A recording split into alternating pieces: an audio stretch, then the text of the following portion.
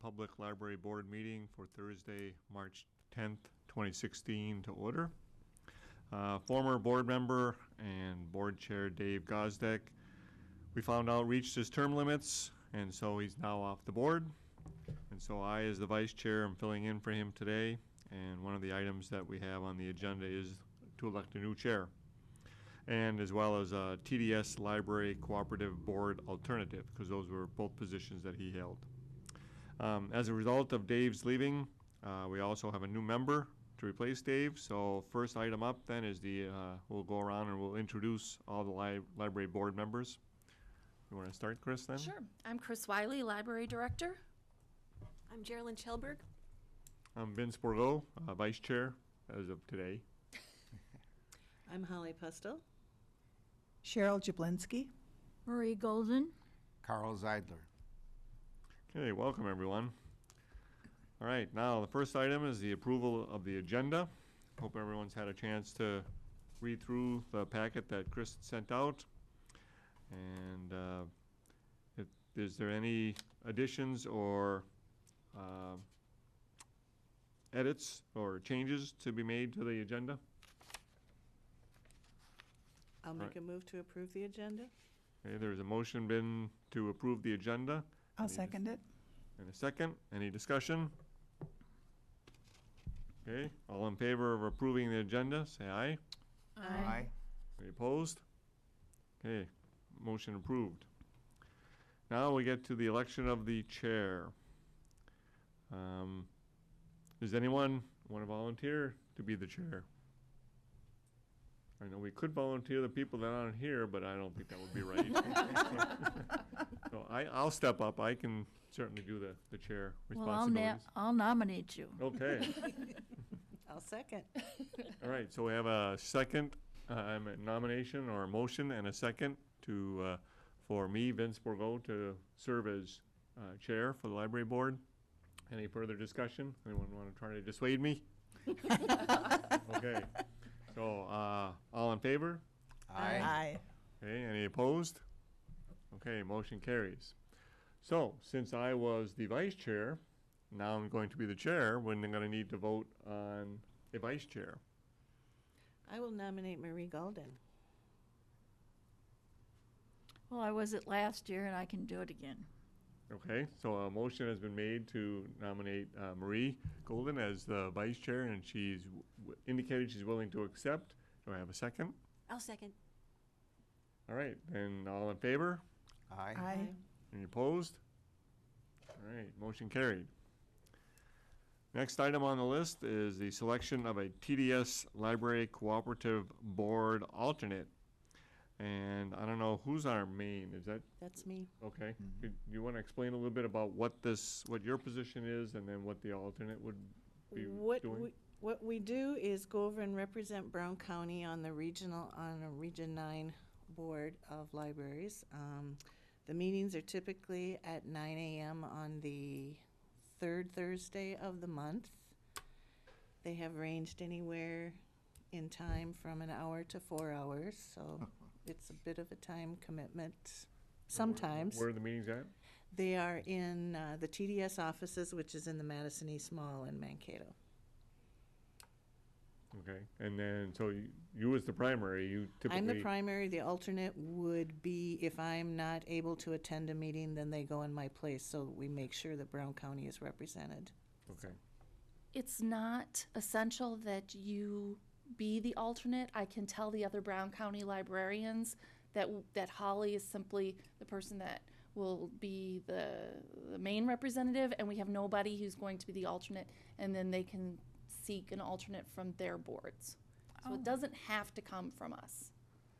Okay. Dave was interested, so that's why he stepped up. But it's not necessary that any of you do for this position. And they do reimburse mileage. A little perk. Is anyone interested that's on the board here today? Okay. If not, then we'll go forward with what you suggested then, Kris. And then I don't know if any of the people that are missing have expressed an interest. We can certainly ask them, and then we can bring that up at a later meeting. All right, up next is the presentation by Wanda Gag Sculpture artist Jason Jaspersen and members of the Wanda Gag Sculpture Committee. Nice. So, take it away. All right, thank you. My name is Jason Jaspersen. I'll have a presentation up on the screen. Hopefully you all can get a good view of that. Feel free to move to get a better view. So my purpose today is to kind of walk you through what's happened so far and talk about the intent of the project and some of the symbolism. I'll set my watch and try to make sure I'm moving along in a timely fashion. Feel free to ask questions as I go along. This is not a scripted thing. I'll push us through here. There are members of the Wanda Gag Sculpture Committee here present, and they have been comrades in the planning process of this. What you see right now on the first slide is a painting representing the New Ulm Public Library with new landscaping and with the Wanda Gag sculpture in place. And I'll walk you through the making of that painting and some of the rationale behind it. This project started years ago, and with any creative project, we start with gathering. And so I've looked through, I'm guessing, all the photos that are available of Wanda Gag. I would love to be wrong and discover some new things too, but I found this one of her with a cat at the age that we're trying to depict. And I was actually tempted to steal this pose. I've got a sculpture that shows this posture. I think it's just charming. From photos, I go to making drawings, and this is a drawing from a historical photo, trying to get at her intensity, the idea of Wanda's productivity and inquisitive nature.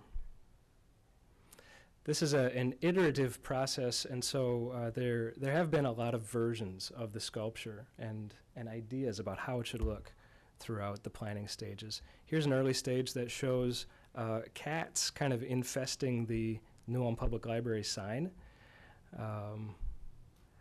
And she's set off to at a distance with kind of a desk. And what you'll see throughout all of the iterations here is that Wanda is at work. She is active. But her posture changes, and another thing that maintains throughout all of these is the idea that she is activating the space by looking across the space. So there's kind of a spark, a gap between Wanda and the thing that she looks at. This pose here became a favored posture, and so this informs the direction that we're going. There's kind of an interchange. I think of it almost like a mirror, where Wanda is, her posture and her curiosity is reflected by the cat. An unused concept that involved a boulder, kind of emphasizing Wanda's free spirit nature. A little bit out of bounds, a little bit of a wild child. So now we're, what happens with the iterative process is that when we latch onto something, we start refining it. And so I explore the same posture over and over and try to figure out, work out all the kinks, work it out from different angles, and just try to get it right. A notable concept here, here's a kind of a simple chalkboard drawing, but take a look at the hidden geometry here. There's, I'm trying to make sort of a stable Renaissance composition by putting her inside of a triangle. And that's something that all the greats were aware of, circles, triangles, trying to make pleasing shapes that maybe you're not aware of initially, but it creates sort of a sense of harmony and a stability. So Wanda's head is sort of the peak of the triangle, and then there's an implied line between her and the cat, and her back makes another line. Head study kind of based on photos. Trying to recreate, trying to get her, both her likeness and her essence. And for me, this is about more than trying to make it look just like her. I want to go farther than that and try to get at her, her spirit, her way of life, her personality, I suppose. So the painting, which right now resides at the Grand Center for Arts and Culture, it's in an exhibit there. The painting is intended to be a donation to the library. It is 3 feet tall by 4 feet wide and framed. And I'll walk you through some of the process here. This is a sketch of the landscaping that I've proposed. I do have a mouse here so I can point out. The sculpture lies right here. This is an aerial view. And so existing sidewalk is shown here. Here's the sign and the doors. Plantings would create pathways. They're intended to be low plantings, shrubs. I'm thinking azaleas because of the lighting conditions, but I think you would need a specialist to really advise on that. I also am suggesting low shrubs here and here to flank the sign and maybe eliminate some mowing. And if I had to choose, I would say red dogwood for winter appeal. Something that's kept low enough so that the sight lines are still available from the street of the Wanda sculpture. I'm also suggesting tall grass in this area that has birch trees right now. Tall grass to supplement the birch trees, and possibly tall grass right here. And what this does, what all these plantings do is they create spaces. This bank of shrubs and then the portions of the plantings here start to create sort of a room in this area and soften the entrance into the library. And we transfer from sort of the hubbub of Broadway into a more personal, intimate experience. The walkways here around Wanda are intended to be crushed quartzite, gravel. There are precedents for that at German Park in the Rose Garden areas. And the reason I like that is because it's a less formal environment. There's a sound to it. And so your senses start to get into this experience as you approach this sculpture. You see that there's circles or semicircles here, and that's meant to sort of guide your path. I'm sort of thinking of it as a low European garden, closely trimmed and hopefully blooming and beautiful.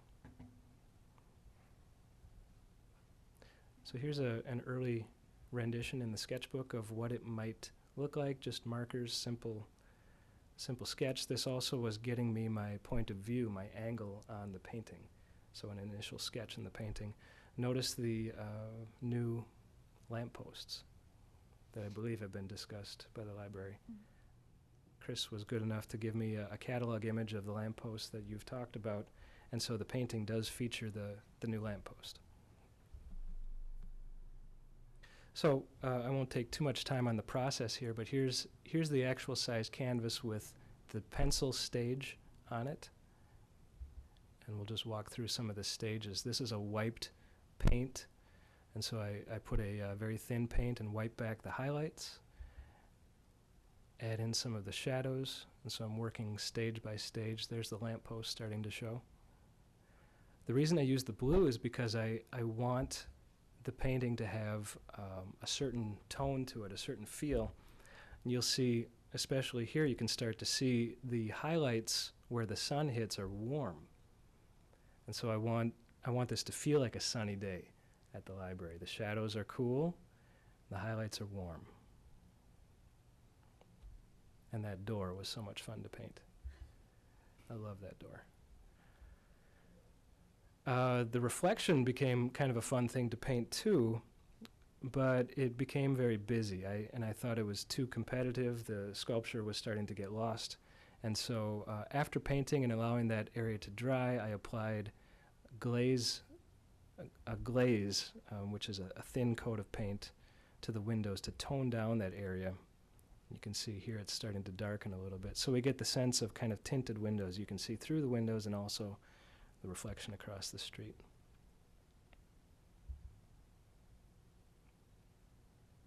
Here you can see the difference between the glazed window and the unglazed window.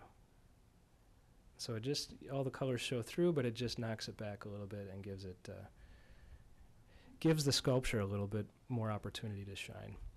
How am I doing? Oop. Keep moving. So here, here's the painting being photographed in my studio, and here's the final painting.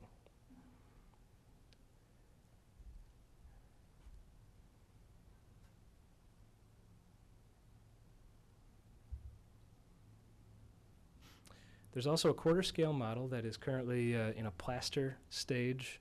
It goes through a variety of processes to get there. Here's a wire armature covered with clay, and I trace the muscles, work with building the sculpture from the inside out. There's the, this was the initial idea, the first time that this idea occurred to me, that maybe Wanda imagery could be sandblasted or somehow cast into the base. And so I printed off a copy of this image and kind of pressed and carved it into this base. That's in a slightly different stage at this point. This is pretty much finished. Her hair changes a little bit, which I think we see here. Her hair straightens out a little bit. There's a beautiful picture of Wanda with her hair kind of curled, but it's not as distinctive or associated with her as this very tight, straight bob cut. So this is clay, and then I work through mold making processes. There's a flexible mold making process. This is kind of a blue silicone goop that gets painted on, and you see me building walls so that plaster can be added for a rigid mold. And that all comes apart,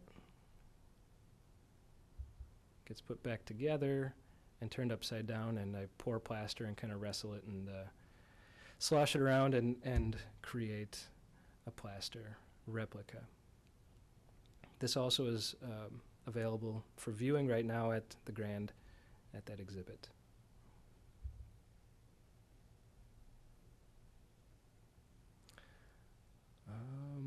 I wonder if are there any questions or topics that you would like more explanation on?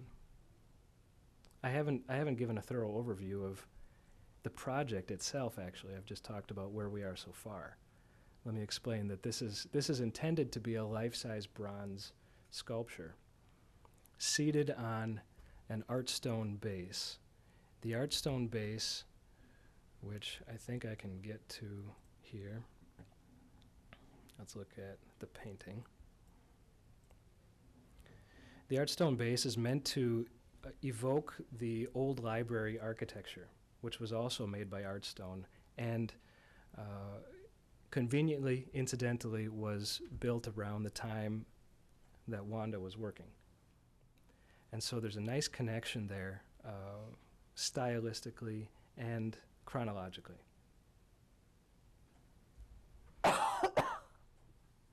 And here you see the illustration on the side, a larger view. The intent is to have another illustration on the opposite side. We want the sculpture to be viewable and able to be experienced from a variety of vantage points, including inside the library. So this placement is strategic so that people on the first floor or on the upper story windows can see and maybe sit and have a view of Wanda. Walking in through the doors or walking by on the sidewalk can be a way to experience Wanda. and we hope safely traffic can experience it too.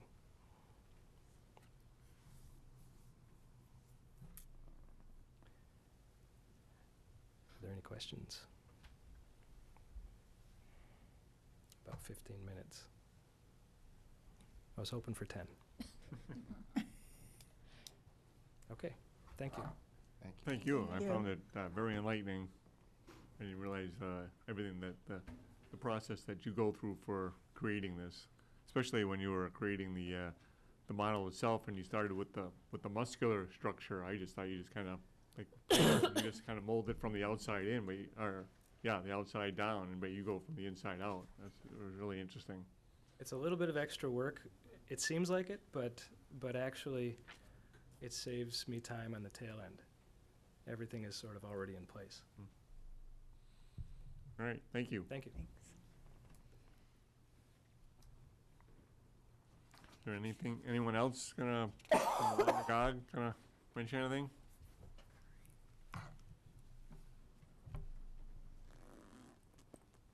I'm Dennis Warda and was on the committee to come up with this potential creation. Background to the artist: about 15 years ago, our then city manager, Richard DeSlovati, told me one day, he says, he's going to be retiring at the end of the year. And I says, you can't leave City Hall.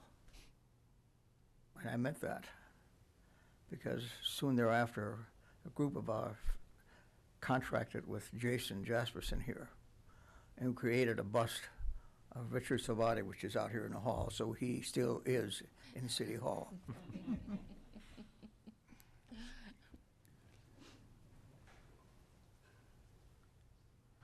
All right.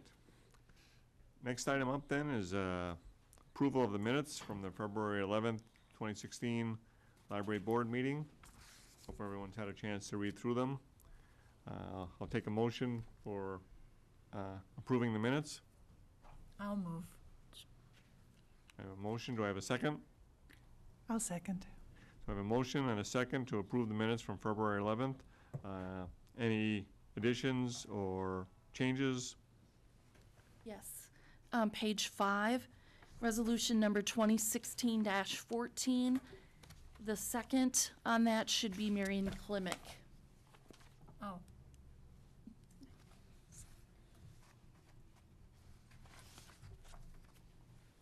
Okay, thanks, Kris. Anything else?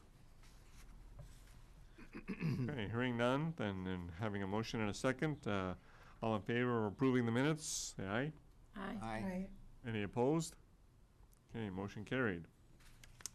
All right, now we'll go into some of the financial reports. We'll review the final 2015 report, as well as the year-to-date February 2016 financial report and summary. Kris, you gonna take that one? I will. Page 7 starts with the 2015 revenue and expenses, followed by the 2015 balance sheet.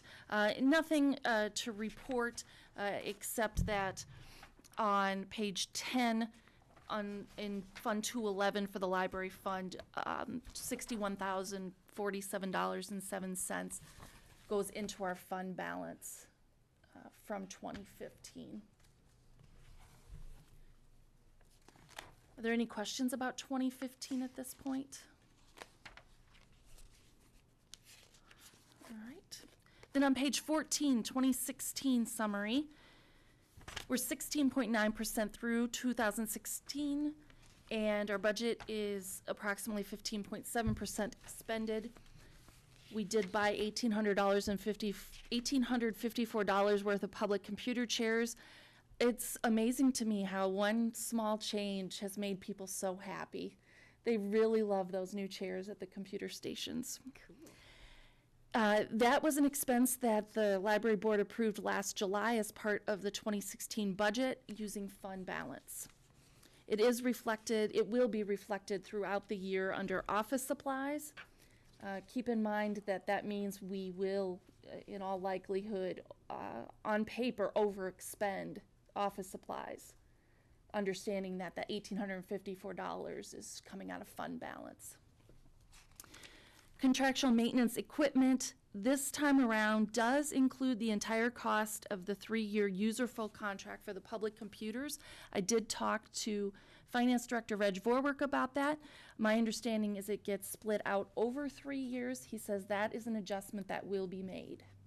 So you're seeing here under contractual maintenance equipment that we are 166.48% expended. That is going to get adjusted. So we'll be paying only a third of that in this year's budget because it is a 3-year contract.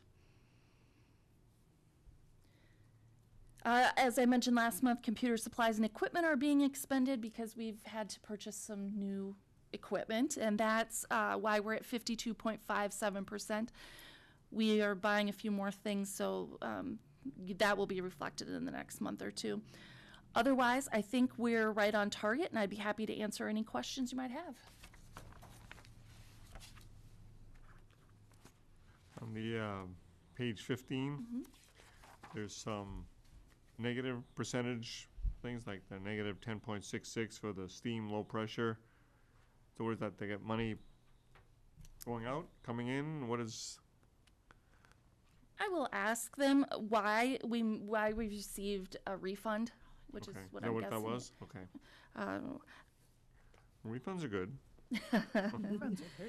For our utilities, I receive a statement every month that shows what we are being billed, and then that comes directly out of the out of our budget. I never input that. I'm just when I file these reports and I get a monthly statement, keep an eye on them. I don't know why we received a refund, but I can ask. And then there's a line item near the very bottom, cash short or over, and there was 861. That's our cash register Oh, okay. at the library. So basically you just have to balance that every so often and,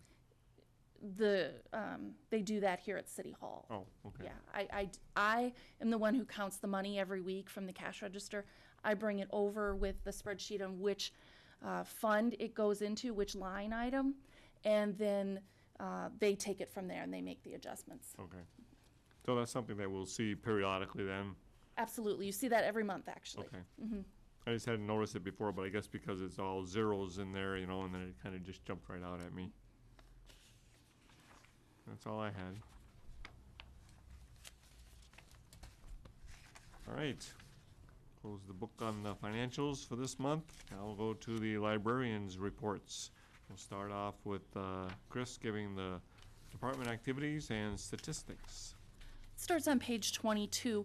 We had talked last month about the bylaws and editing those to reflect what you're currently doing, particularly regarding the treasurer secretary position and getting those in line with the city charter. And Dave Gosdeck had said he would review them for me before we brought them to you. But because of that change, I've done the editing, but I would like Vince now as chair to look them over. We had enough going on today in the agenda that I thought we could take a look at it this next month, and we'll bring it to you in April. And now, do we currently, I couldn't remember, do we currently have a secretary and a treasurer? Yes. As separate people? Yes. Okay.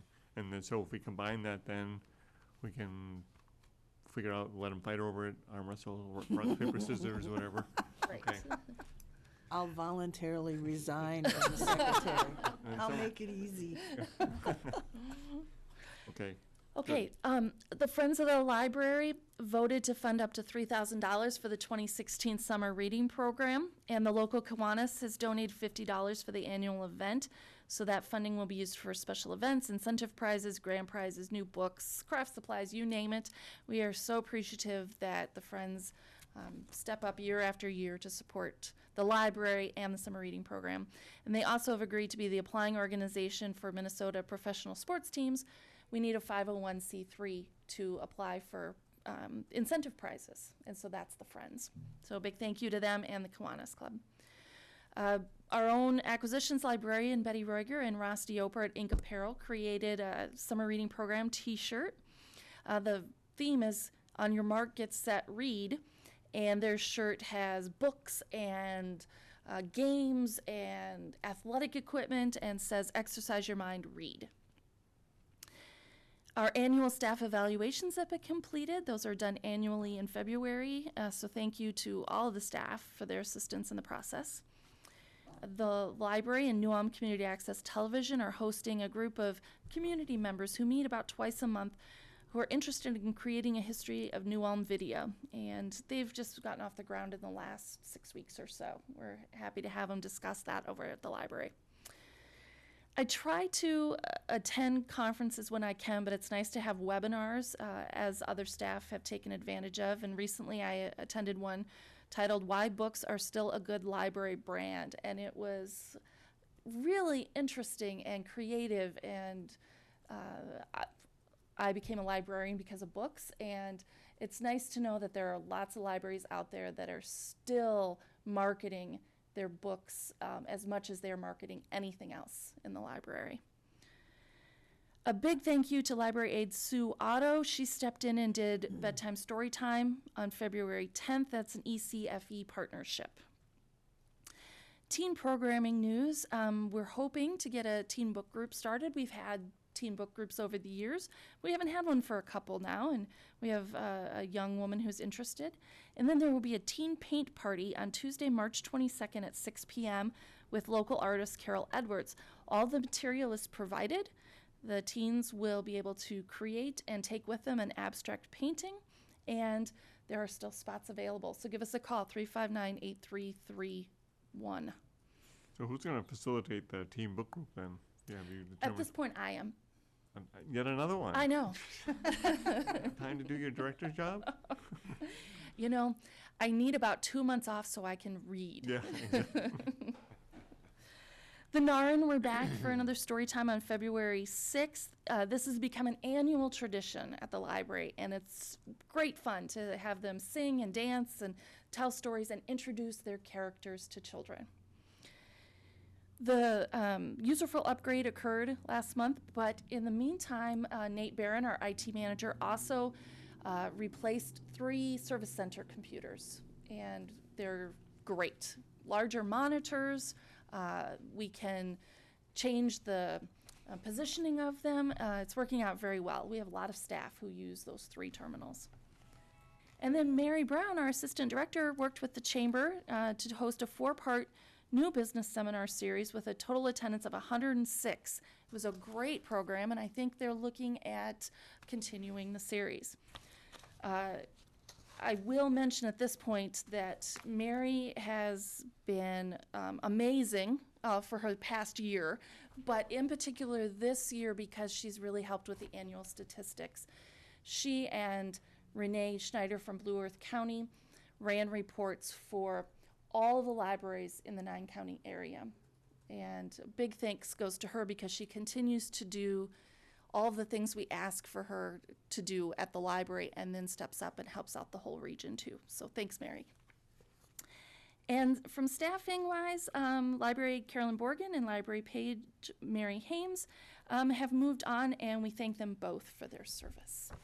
Are there any questions? All right, and up next is Mary Brown with programming news.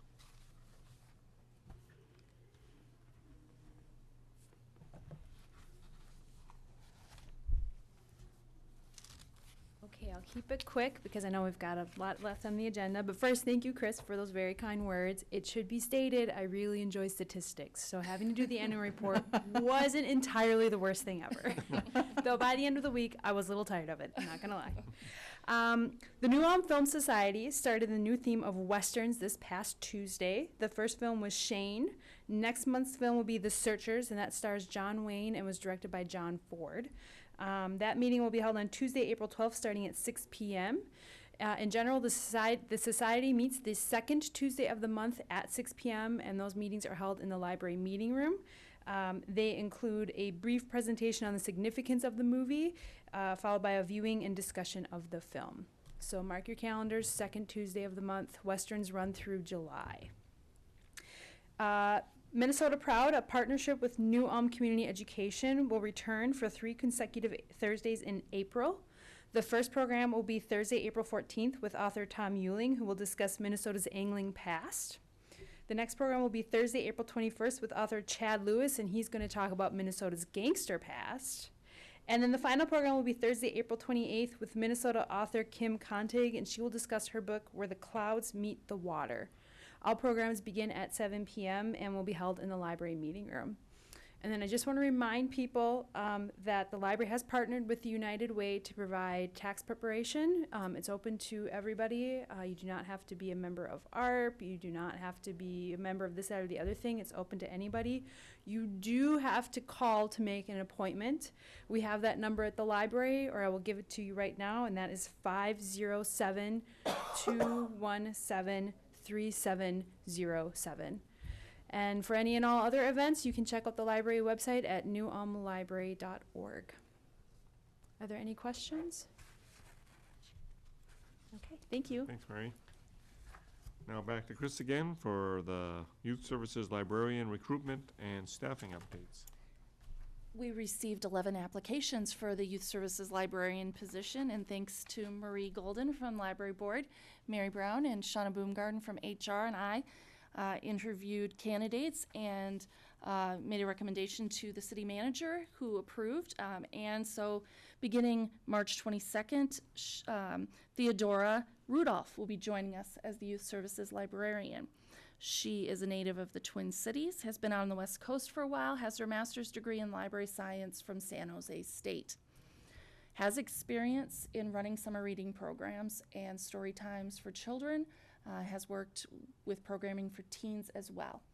So she's looking forward to jumping in, and we're looking forward to having her join us as well.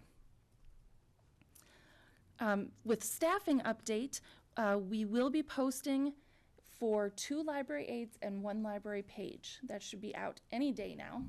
And then we hope to have all of them up to speed by the end of April, certainly before summer reading starts.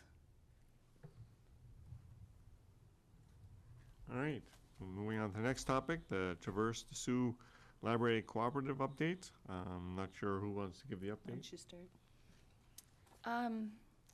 I emailed all of you, perhaps Carl will get you up to speed too, that there have been numerous changes in the past month at Traverse to Sioux. At this point, I was at a meeting, a director's meeting today, where we were informed that an permanent interim director will be starting on Monday. His name is Bob Bass. He's a longtime East Central Regional Library Director. He was interim director at Plum Creek, along with 2 or 3 other locations for about a year. His last name is spelled B-O-E-S-E. He will be telecommuting and coming down to Mankato a number of times a month, but for the most part, telecommuting. We have created a cataloging task force to look at the backlog. We've had 1 meeting. Holly is part of that committee as well as I. We are looking at 2 really different things with that. We have a backlog of about 5,000 items from the region to manage. But we also need to talk about can the current staff and what we are seeing in the future for staffing, can they manage the number of materials we're sending to them? And we have some directions, some questions to answer. We're meeting again on the 24th. We're really, at this point, focusing on the backlog because the cataloging supervisor started less than a month ago. And so she's just getting up to speed as well. Do you have more to add, Holly?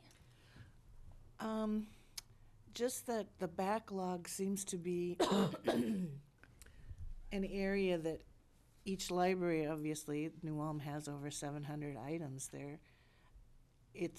That's their main drive. They want those books back. Last night I talked to the Springfield Library Board, and they were very nice and understanding about all the different changes and that some things might let go, but they really want their books. So I think that Traverse to Sioux and our task force, I think if we can pull this off, we really need to make it a goal. It's affecting each individual library, as you can well understand, so. So then as new books come in, then are they considered adding to the backlog then? Yes. In February, they, the amount of items that were sent in and the amount of items that were sent back, they were short about 250 items. So that got added to the backlog. So that backlog is growing rather than shrinking. Well, it's a moving target because based on the item, it can take just a few minutes to catalog. I mean, the number's constantly changing based on how quickly they can catalog, how much training they have, and they are getting faster. I mean, they're increasing their speed as they do this more and more. So last month, yes, they added to the backlog. This month, with Casey, the new supervisor there for a whole month, maybe not. It's a moving target. But it still seems like a pretty big volume, and until we get it down, it's probably going to be a thorn in many library sides then. All right. Can you explain to me what the process is? I mean, what is it that they're cataloging and for whom and why? And Mary has done this in the past. Do you want to step up and explain it again? Thanks. I apologize if this is No, old info. not but at all. I don't It's know. good information. So essentially, any item is sent to Mankato that the staff who've ordered the books cannot find a record for in the system. And of course, you need a record so patrons can search and find the book and figure out where it is on the shelf. So anything that we can't find in any other library is sent to Mankato. They do what's called centralized cataloging. They handle finding a good record to bring into the system. And the idea behind this is this way that you're not going to have 2 or 3 records for the same book because 2 or 3 different librarians were searching for the same book. So that's why those items are going to Mankato and how that piece works. What they do when the books are received there is they've started a spreadsheet and they'll scan the book in. If the number turns pink, I believe is the color, then they know that this is the second or even third item that's been sent in, and they will go and search for that one and catalog it immediately. Librarians also have the option to send in books with what they call a rush slip, saying you need to do this immediately. Tends to happen mainly with the bestsellers. If James Patterson comes out with a book, we need that book. We need a record in the catalog and back to us so we can get it out on the shelf. Well, actually won't make the shelf for a little bit. People will have holds on it, but get it out to people as quickly as possible. But otherwise, if there's nothing in there, if they're either in the spreadsheet saying that this is a duplicate copy, if we haven't said we need it to be rushed or that there's something other special about it, it goes into the backlog. And then they just work their way through finding records. They use a product called OCLC.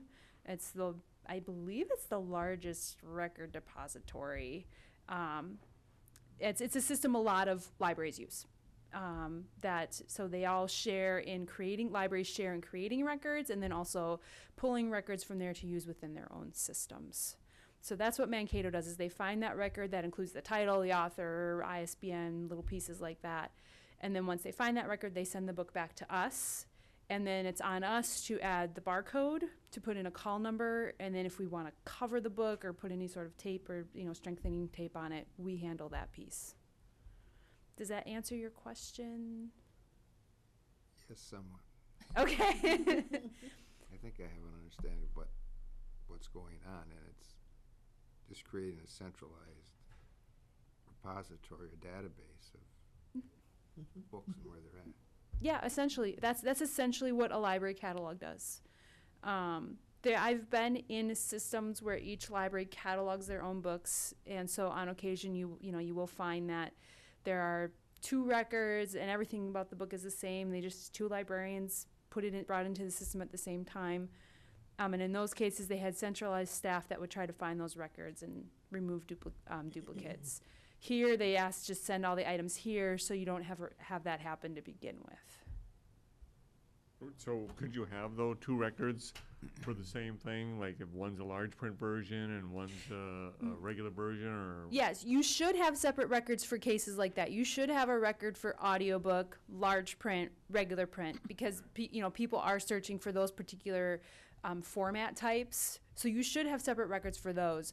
I'm more thinking that we both have the regular book and it's in hardcover, and we both brought in a record at the same time, so now we have 2 records for the regular print hardcover book, which is, confusing to patrons. So if you can just have 1 record for the regular hardcover book, and then this record for the large print and this record for the audiobook, it's easier for patrons when they're searching.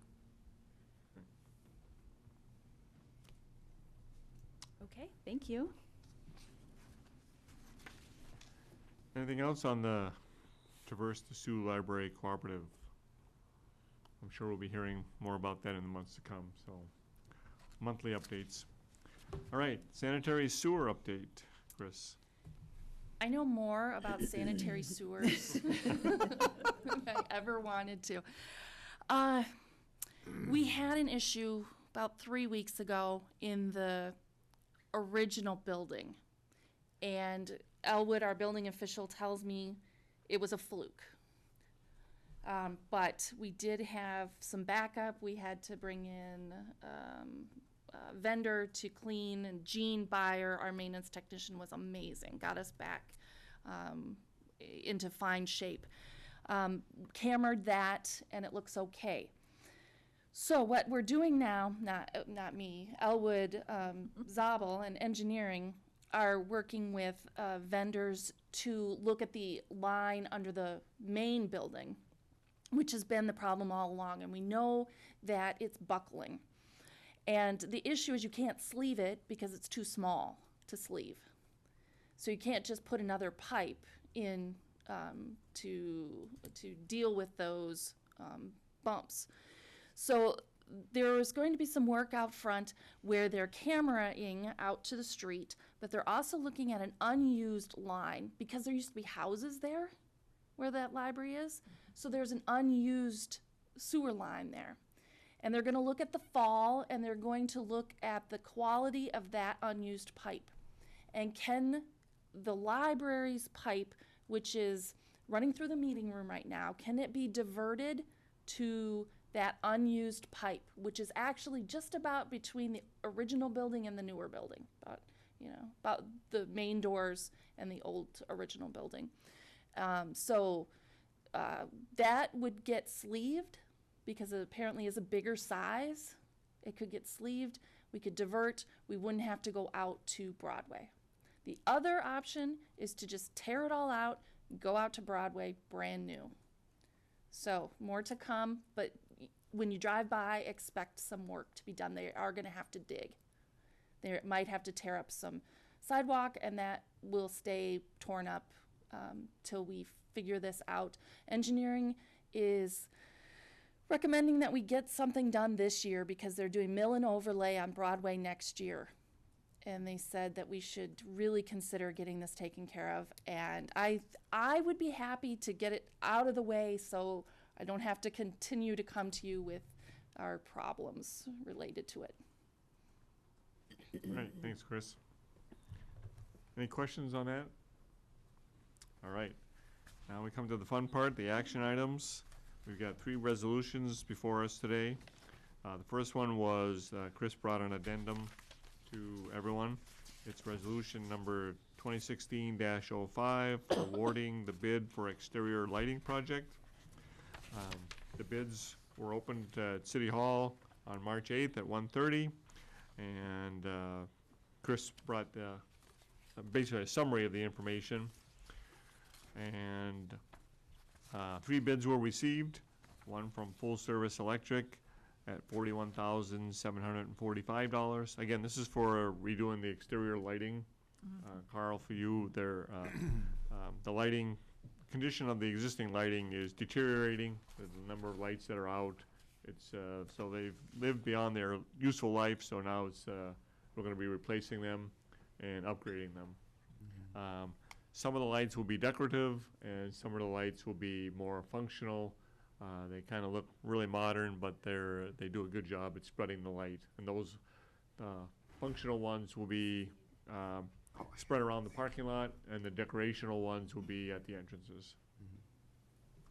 So we put out we went through a consulting firm that pulled together the document and bid package, put that out for bid.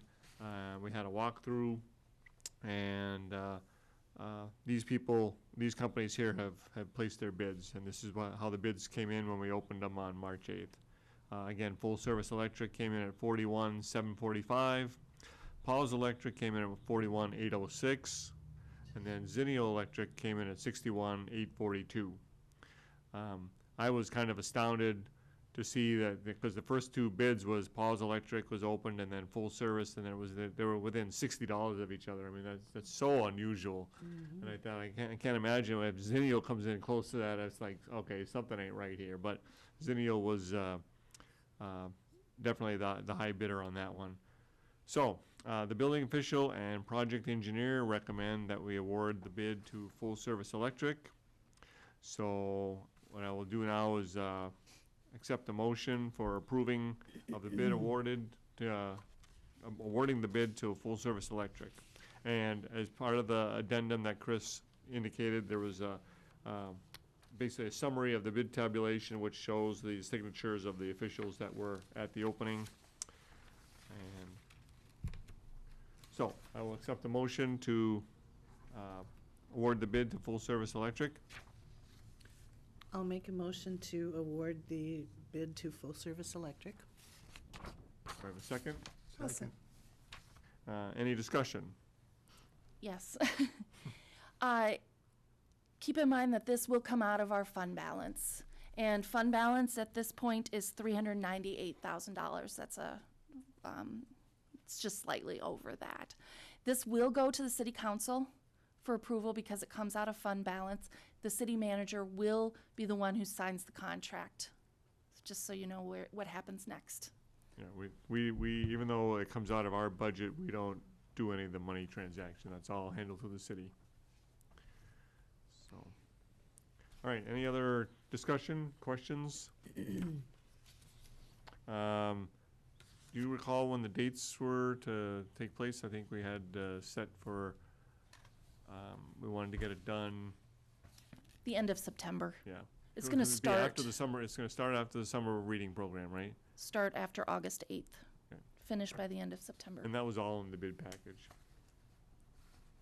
All right, having a motion and a second to award the bid for the exterior lighting project to Full Service Electric. All in favor, say aye. Aye. Any opposed? Okay, motion carried. Second item on the list is Resolution 2016-06, approving Minnesota Single Public Library Report 2015 for the New Ulm Public Library. And that starts on page 29 of your packet here. And it goes for many, many pages. And I wonder, Kris, before we read through this, you can maybe give us a little synopsis of what it is we're looking at. I have a PowerPoint that should do just that. This is an annual report. This is about my fourth year of putting it together. And again, thanks to Mary Brown and Renee Schneider at Blue Earth County for getting me many of these numbers this year.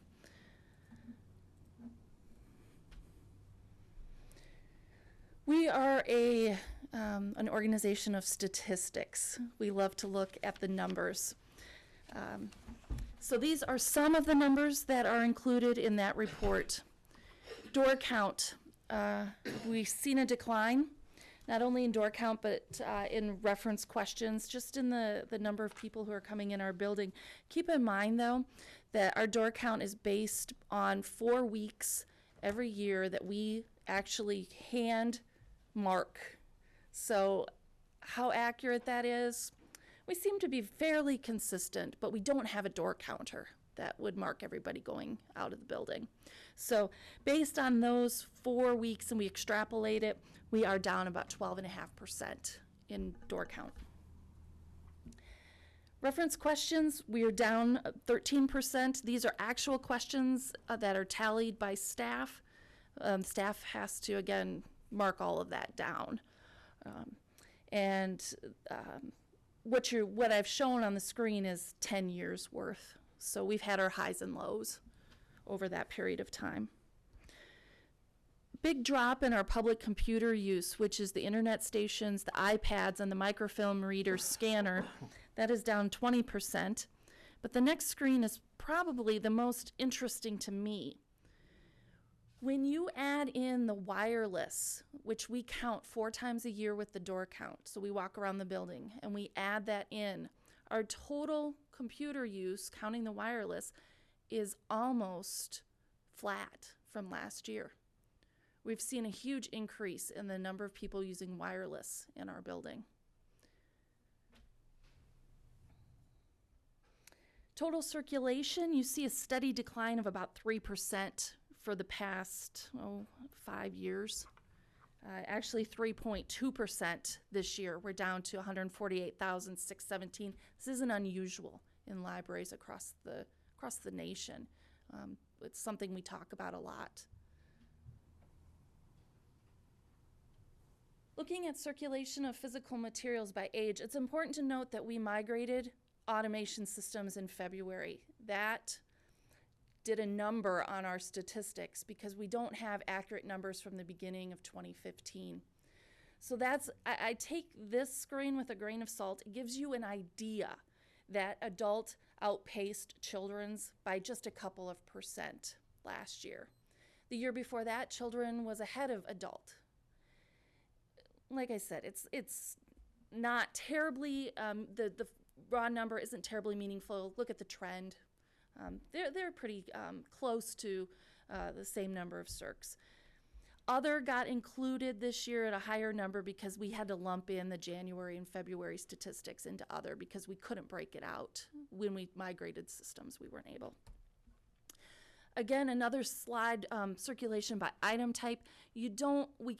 Not a terribly meaningful number either because we missed January and February, except to know that books are far outpacing our checkouts compared to every other item we have in the library. So in this slide, this last year, 70% of our items that were checked out were books. About 12% were videos, audiobooks, followed by magazines and music CDs. We never kept a great tally of newspapers until last year, but we did. We've created a system that helps us get a pretty good number, and I found it really interesting that about 2% of our checkouts are newspapers. We get a lot of people coming in and looking at the daily papers. Just a comparison of New Ulm with national and Minnesota. Library visits per capita, we're at 5.22%. Minnesota's at 4.9%, and the nation is 6.3%. Total circulation per capita, we're at 11, which compares favorably to Minnesota and is greater than the national rate.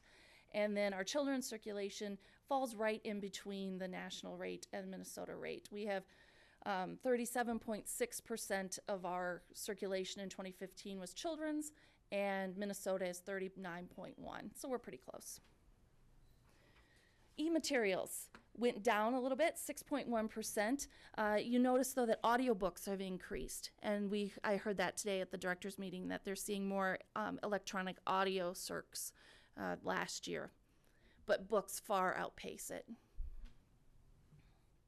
And then when you look at our physical materials versus our electronic materials, we're circulating, of our total, about 4.6% is electronic materials. Average checkouts per borrower, 24.4. I think many of us in this room skew this curve. And we own about 80,000 items.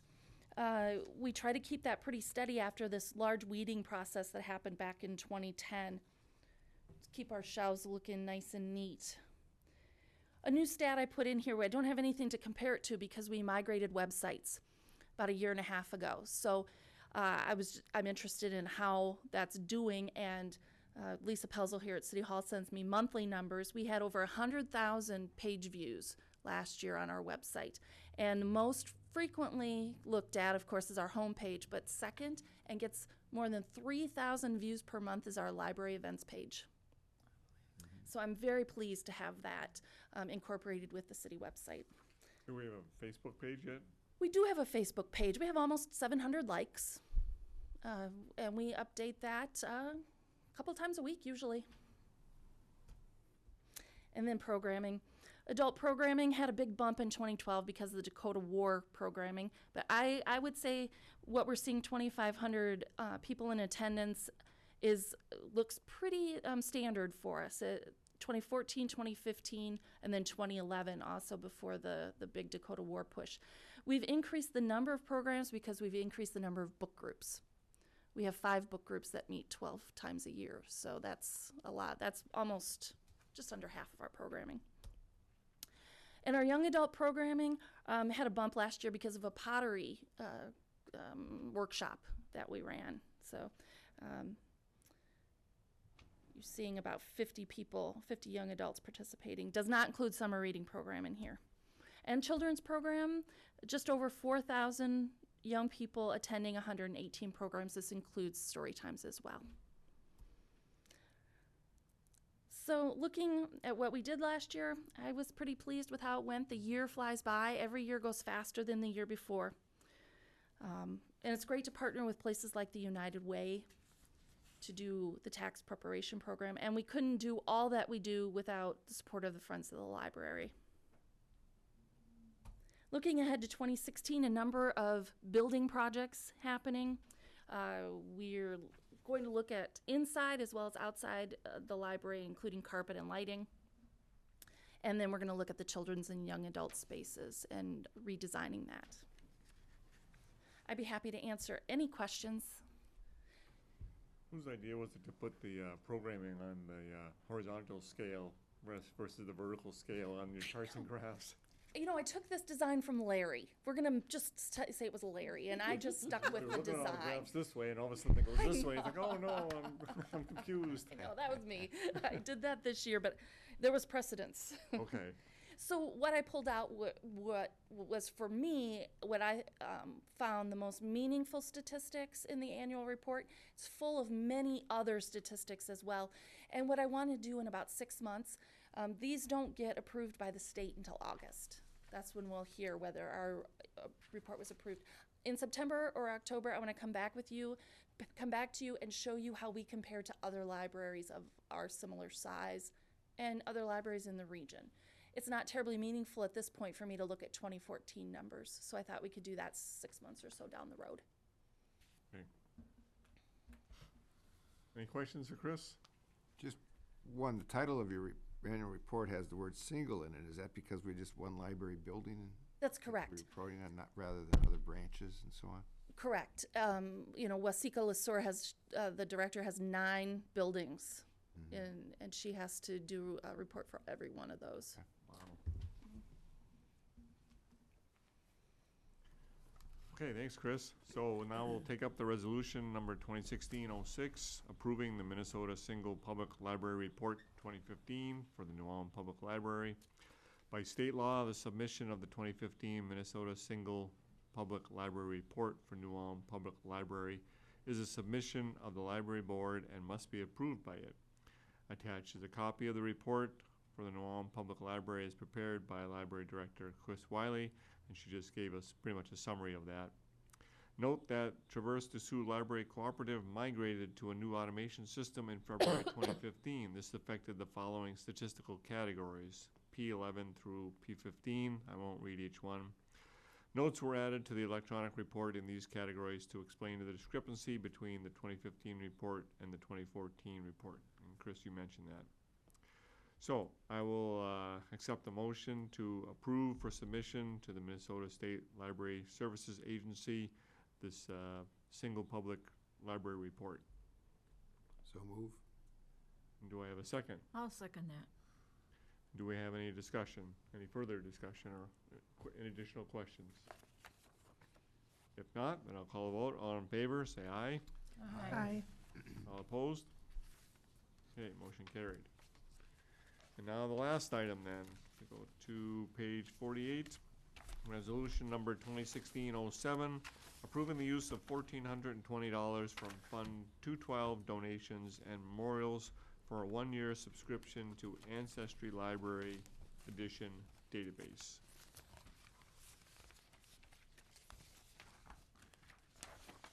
The New Ulm Public Library has offered Ancestry Library Edition database for 2 years. This database is a major resource for family historians and complements the library's local history resources. The library is the only organization in New Ulm that has an institutional license for this database, and it is free to the public to use inside the library. Remote access is not available.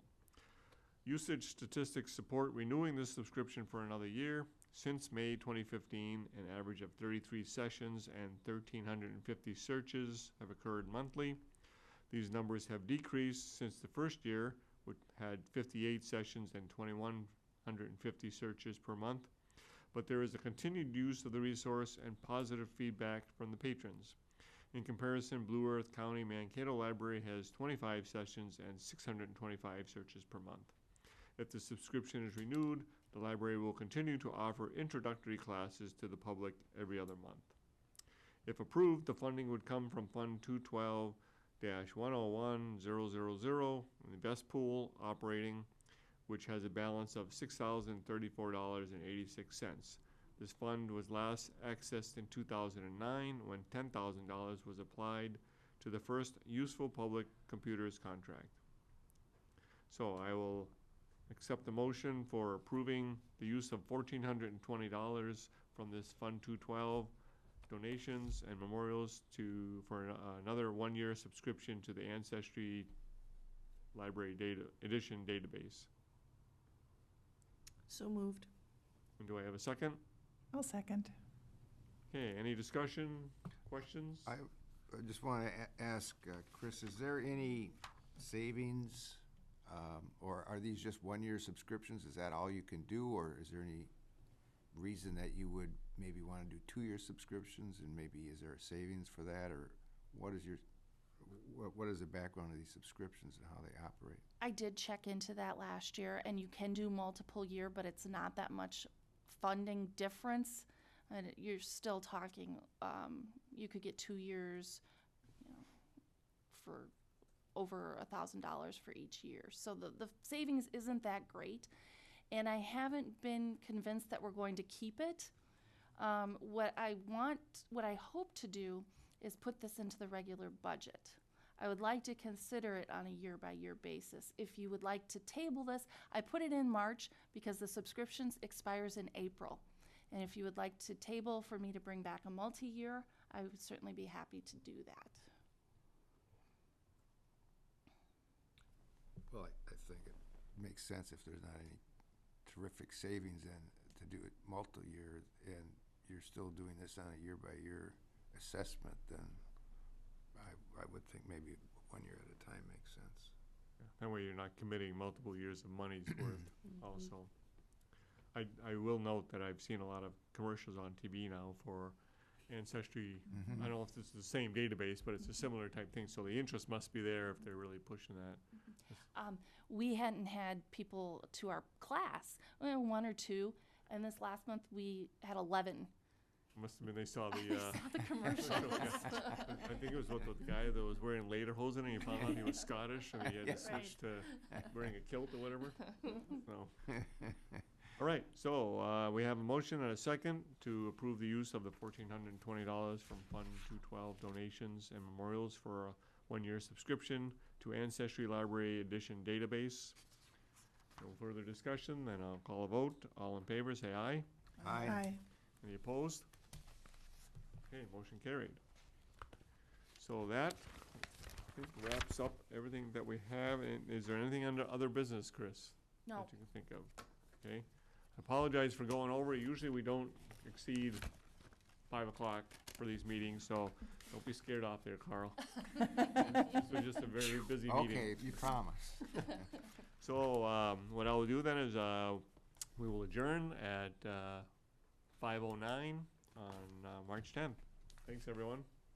Thank you.